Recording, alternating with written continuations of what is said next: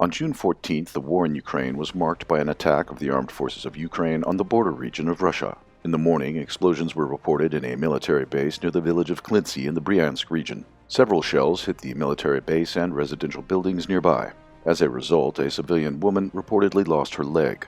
At the same time, the AFU continues shelling civilians in the Donetsk and Luhansk People's Republics. On June 13th alone, 80 volleys from AFU positions were recorded. 620 units of various types of ammunition were used in the attacks.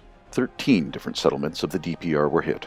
A crowded market, a maternity hospital, a church, and other civilian facilities were among the targets. At least 5 civilians were killed during the day, while another 39 others were injured. There were children among the victims.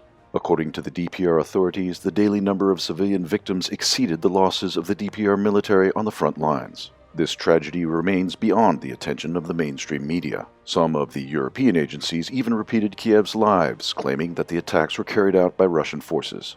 Meanwhile, fierce fighting continues on the Donbass front lines. In the Kharkov region, Russian forces entered the outskirts of Stary Saltov from the northern direction and are trying to cut off the highway leading to Kharkov. Another Russian victory was claimed in the town of Rubezhnoye in the Kharkiv region, which came under control of Russian forces. The AFU attempted to counterattack near Staritsa and Izbitske, but were repulsed.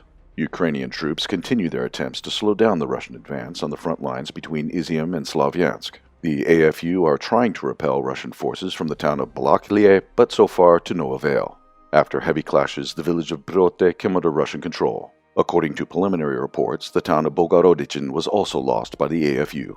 In the city of Severodonetsk, Ukrainian units left in the industrial area lost their chances of salvation after the last bridge over the Seversky Donetsk River was destroyed on June 12th. Another trap for the AFU is closing in the town of Zolotoye. The settlement is controlled by Russian troops from 3 directions. The road leading to Lysychansk is under fire control of Russian-led forces.